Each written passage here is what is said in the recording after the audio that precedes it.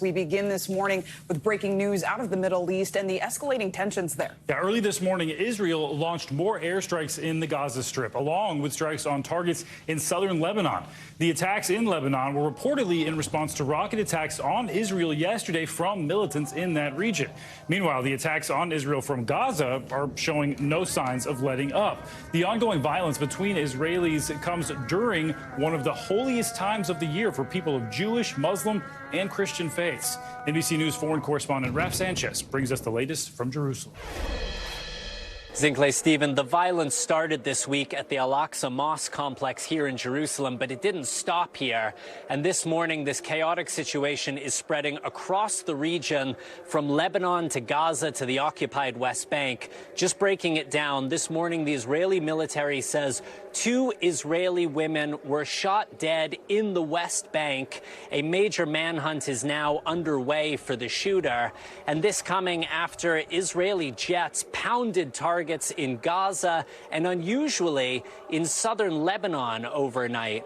They were hitting facilities belonging to the Hamas militant group, which Israeli Prime Minister Benjamin Netanyahu says was responsible for this barrage of rocket fire we saw from southern Lebanon into Israel on Thursday.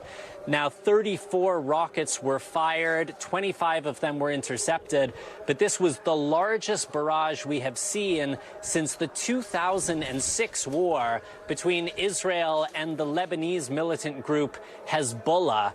Now, Hamas is a Palestinian group. It controls Gaza, but it does also operate inside of Lebanon.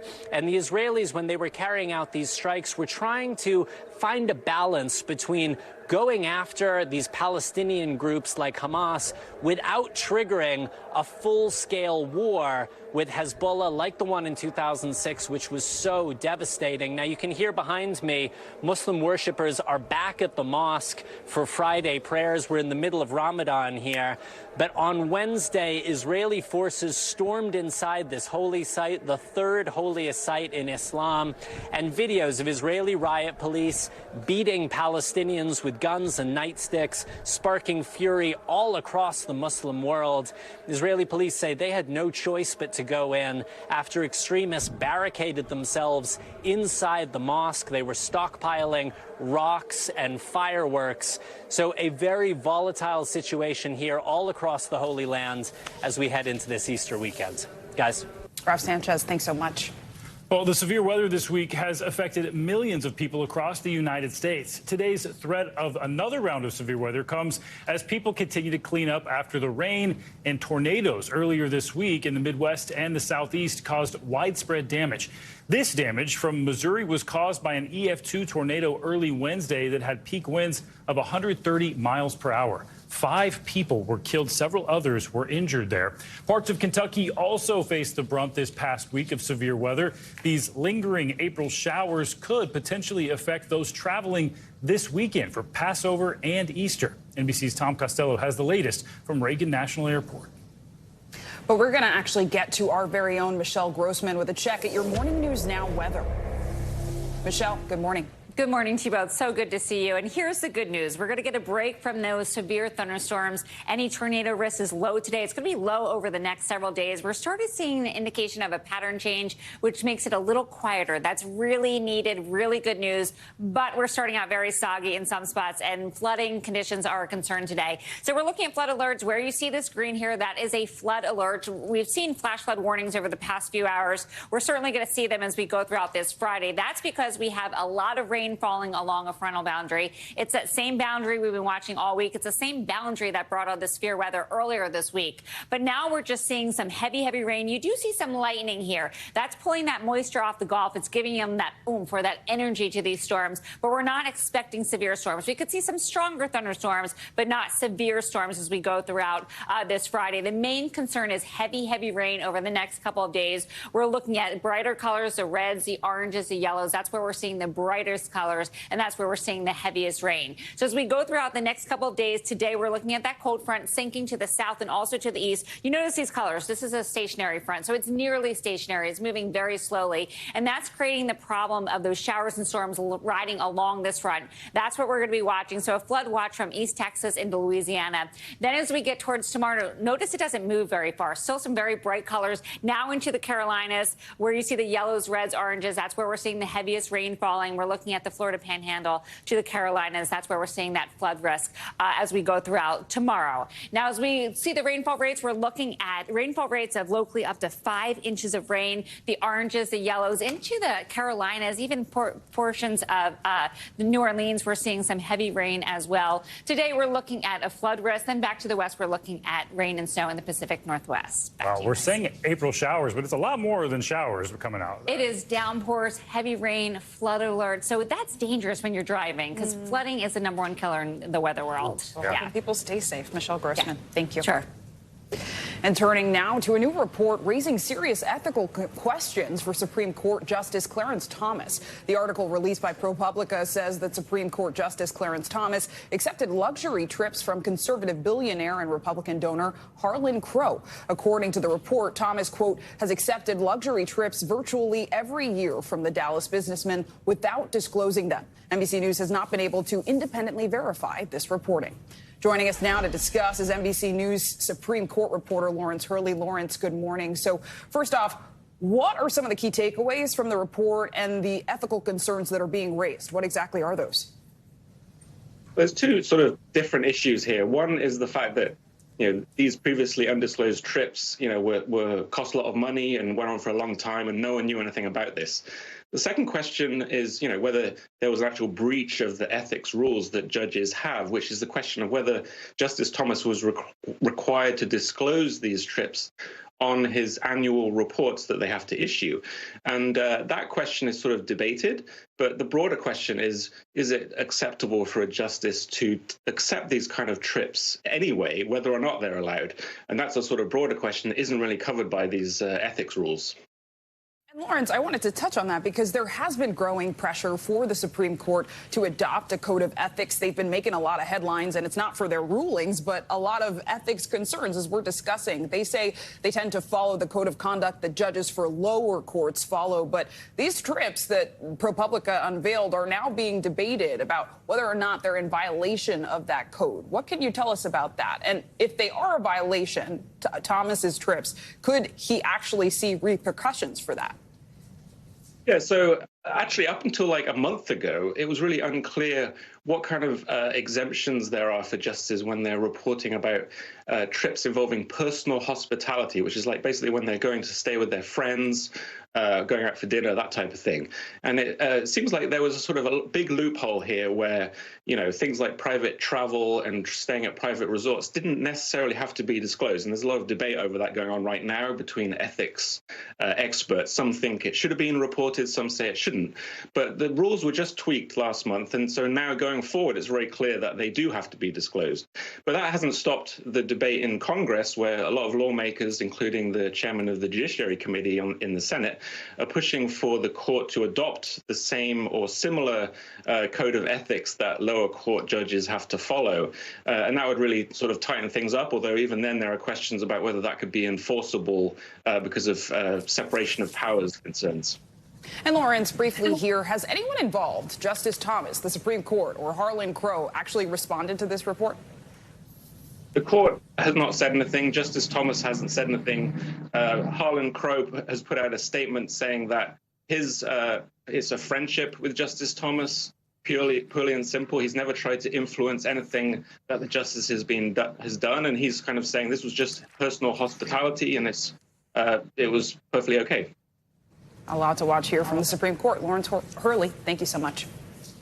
And back here in New York, House Republicans are escalating their probe into the Manhattan District Attorney's prosecution of former President Donald Trump. House Judiciary Chairman Jim Jordan issued a subpoena to Mark Pomerantz, a former Manhattan prosecutor who previously led the investigation into Trump's finances before he resigned last year. In a letter accompanying the subpoena, Jordan said that Pomerantz's previous role in the DA's office makes him uniquely situated to provide information that is relevant and necessary to the committee's investigation into Alvin Bragg's prosecution of Mr. Trump.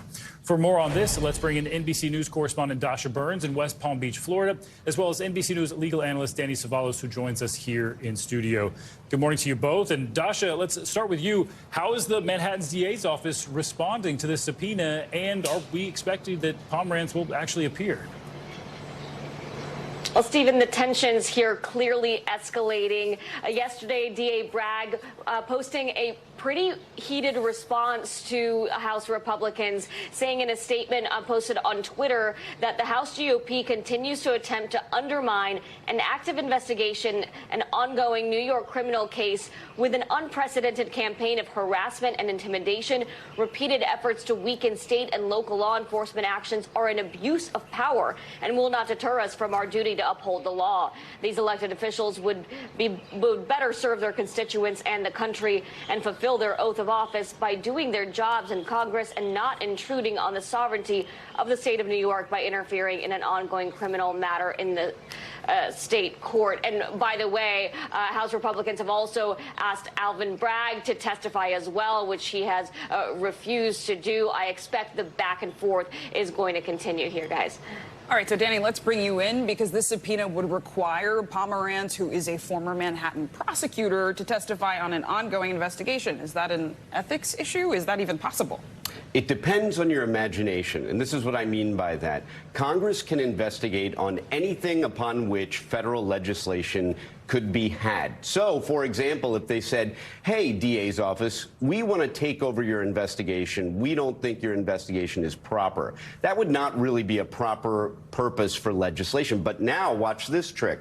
Instead, they say, well, we want to explore possible federal legislation that would protect presidents and former presidents in the future from state prosecution. And voila, now you may have a legitimate area of inquiry for federal legislation, because federal legislation may be had in the modern era with the expanded Commerce Clause on almost anything at all the federal legislation and regulations may touch. So it could be enforceable for that reason alone. The real question is, do they want to subpoena Mark Pomerantz? The man wrote a book essentially indicting Donald Trump.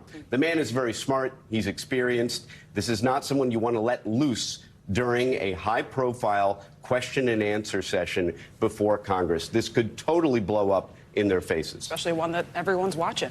Yeah, sounds like some fireworks could happen there.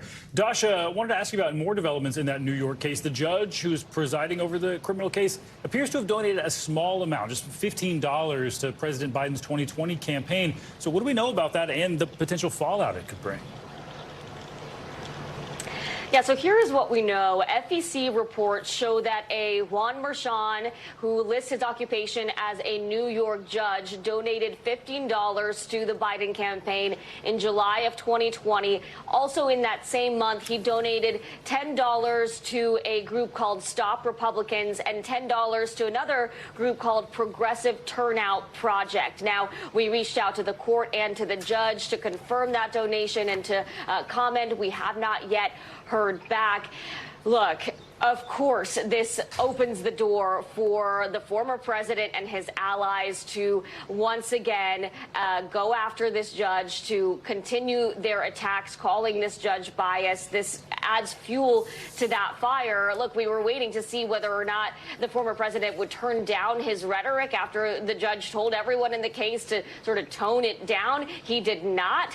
I expect that this will only raise the heat here as this really gives an opening for the former president to do that, guys. And Danny, let's bring you back in because it seems ethics is the theme of today. The judge making a donation, that's not necessarily unprecedented, but the reality is former President Trump running for office. There is a chance he goes against Biden. What are the ethical concerns here, briefly? We need to be careful that we don't exclude or consider people biased in the Trump prosecution simply because they may have voted for Joe Biden or voted for Trump.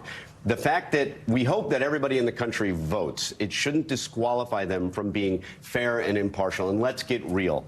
This is a large city, the largest city, and the reality is judges in large cities are mostly Democrat. That's the way it is in Philadelphia, where I spent many, many, many years. I can't think of a non-Democrat judge in that county, just to give you an idea. So it's not that surprising that this case was assigned to a Democratic judge, and it's not going to disqualify him, especially because he gave $15. Not a big deal. Certainly more ammo for the Trump campaign. All right, Danny Ceballos, Dasha Burns, thank you both. Turning now to another political controversy, this one unfolding in Tennessee. The Republican-led state house expelled 2 Democrats who are black from office just yesterday after they participated in last week's anti-gun protests following the mass shooting at a Nashville elementary school. There were not enough votes to expel a 3rd Democrat, Gloria Johnson, who is white. Hundreds of protesters descended on the state Capitol building to voice their objections to the vote. Take a listen.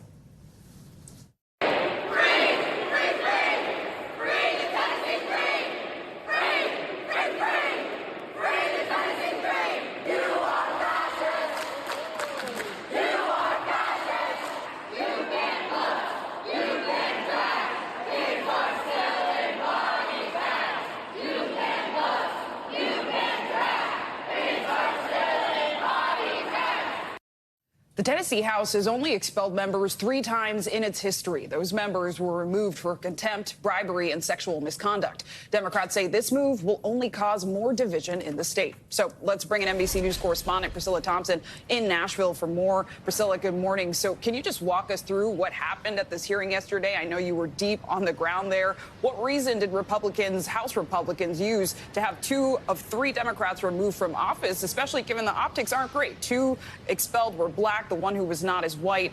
How was the scene? What's the assessment?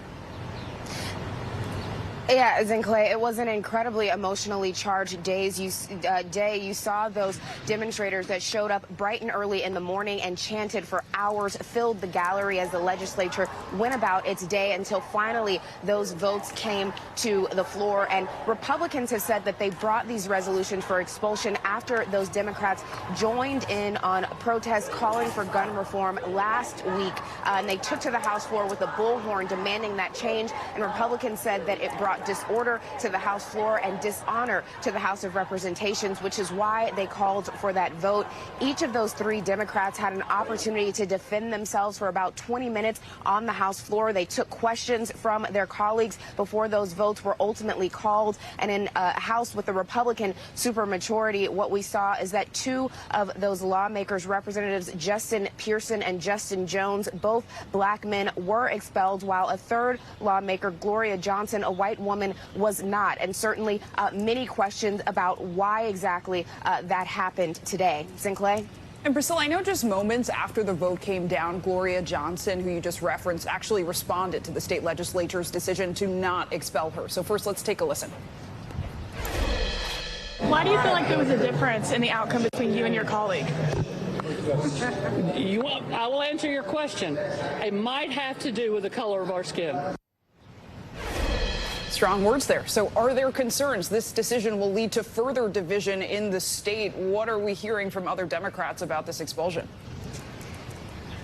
Zinclay, that is absolutely a concern. We heard what Gloria Johnson just said was echoed in my conversations with Representative Jones as well. He called this a political lynching, saying that that is what we witnessed yesterday. We heard that among demonstrators as well. Now, Republicans did hold a press conference and respond to that allegation later in the night yesterday, saying that they did not consider ethnicity or view ethnicity in any of this. But certainly this is sparking outrage both here in Tennessee and also across the nation. We saw President Biden tweeting about this overnight, saying it's shocking, undemocratic, and without precedent. Former President Barack Obama also weighing in, saying that no elected officials should lose their job simply for raising their voice, and perhaps the strongest condemnation coming from the Congressional Black Caucus that said this expulsion, quote, makes clear that racism is alive and well in Tennessee. So certainly a conversation that is likely to continue to happen here and around the country. Zinclay. So, Priscilla, briefly here, what happens next? Can these 2 lawmakers who were expelled run for office again, and what happens to their seats?